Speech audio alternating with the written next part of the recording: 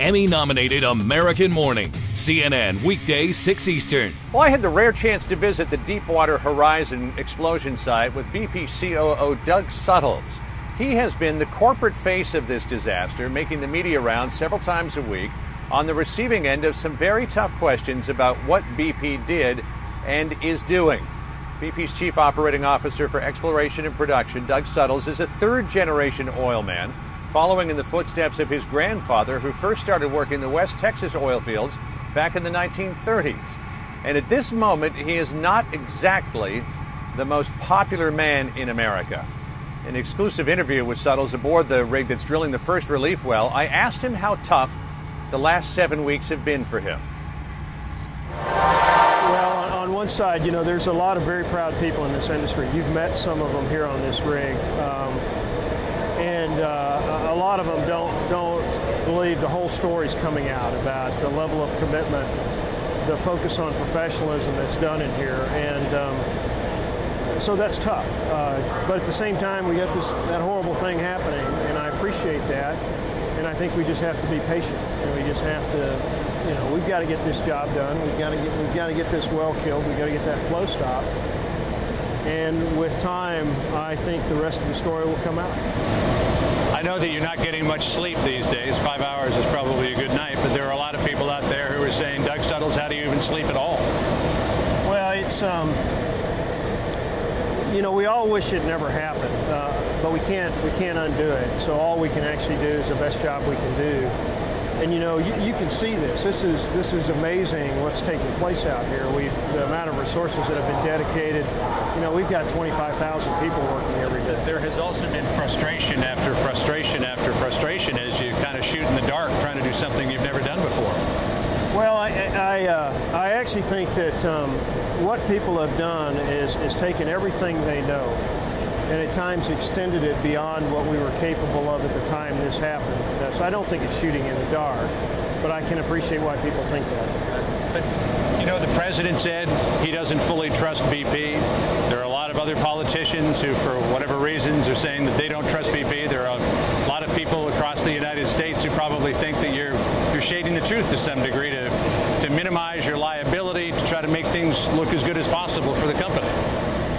Well, John, you know, if you look at what we've done since the beginning, I mean, today we were over $1.3 billion. On any given day, we spend $30-40 million a day on this activity. I believe that shows our commitment to do the right thing. We didn't hide behind some cap in a law.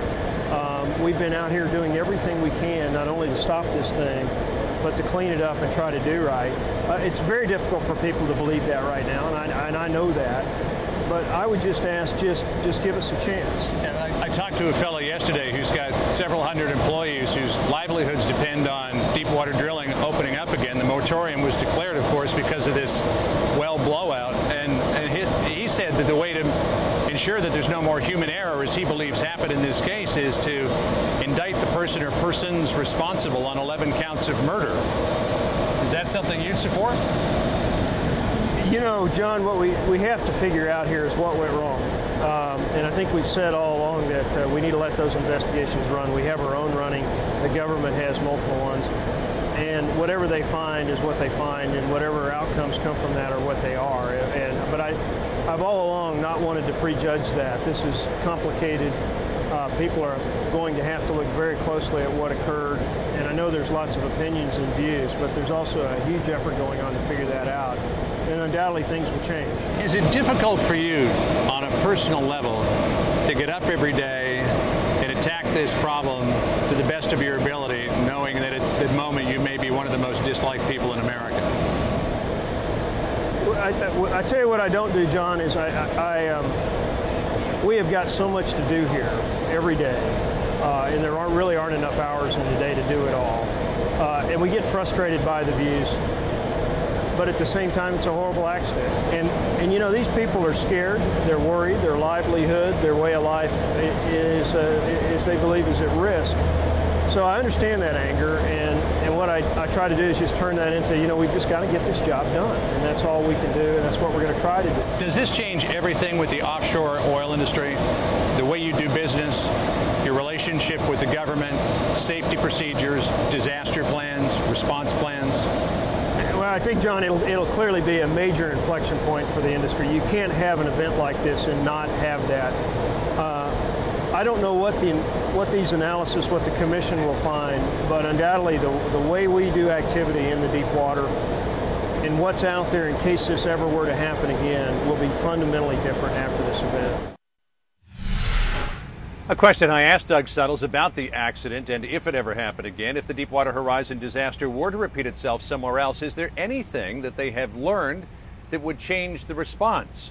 And while they may not be able to shut off the oil, as is the case here, Suttles did tell me that the technology to deal with a potential accident has advanced more in the last 7 weeks than it has in the last 7 years, and that they are doing things now that they never thought they could. Well, you can kind of see down here in the water now. As I can tell you, when I was out here right in the days right after it started, this would have been brown oil.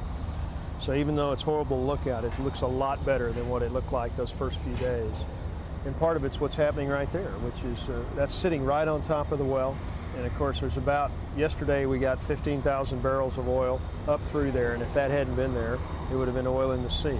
Since you put this top cap on top of that blowout preventer, people have been glued to the television, to the internet, looking at the pictures of the oil bubbling out around the cap.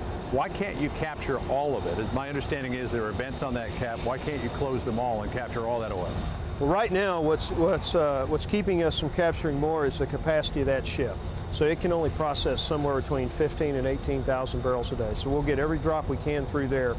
But ultimately, we can't get every drop because there's not a tight mechanical seal. You saw us cut that pipe, so it's not something that we can bolt up to. So there'll always be a bit coming by it, and we need it to come by it because if we draw the water in, we'll go back to those hydrate problems we had at the beginning with the dome. A question that's been asked in the past 24 hours is why it took so long for BP to release those high-definition pictures of the sheared-off riser from the top of the blowout preventer. Can you explain why?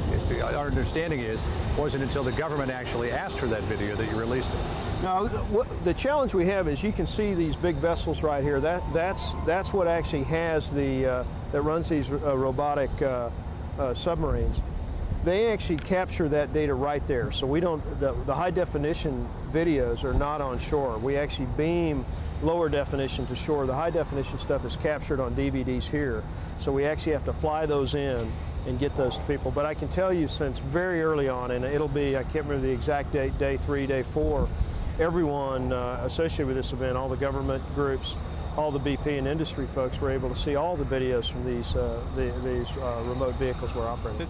Senator Bill Nelson said in the past 24 hours that he has information that there may be some sort of a defect in the casing of the wellbore, and that oil may be seeping up through the seabed as opposed to just coming out the blowout preventer, which he suggested would be a very, very serious scenario, much more serious than we have now, because that oil you couldn't stop. Is there any evidence to suggest that there is some sort of breach of integrity of that casing in the wellbore and oil is seeping up through the floor of the ocean? Yeah, we don't have any evidence at all that we have oil coming out anywhere other than the top of that lower marine riser package. One of the reasons we decided not to go in and try to stop the flow completely, like the BOP on BOP option, was some of the data we gathered during the top kill operation suggested that if you shut it in under the right conditions, it might be possible for what he described to occur. And if you remember, since the very beginning, we've said we're not going to do anything that makes this worse. And even because there's just a remote possibility that it could make it worse, we won't do that. So that's why we've moved entirely to a containment option as opposed to an option to fully shut the well in until we get this relief well down. So your concern is that if you shut it down too much, the pressures may go too high, it may blow out a different part of the well.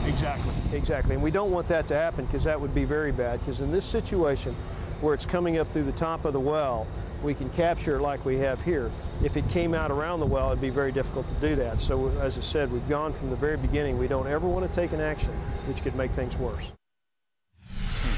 So with that option off of the table, and just to lay it out for you in a little bit more detail, there's the leaking blowout preventer now. They were thinking that maybe they could put another one of those 5-story high contraptions on top of that and shut off the flow of oil. It may increase the pressure in the wellbore so much that if the casing's integrity is not quite what they want it to be, it could blow it out. Because they won't be able to do that, that means that their absolute last best option are those 2 wells that are being drilled toward that well bore 18,000 feet beneath the surface of the ocean. That's not going to happen probably until at least the beginning, and maybe not until the middle of August. Last best chance to kill that well.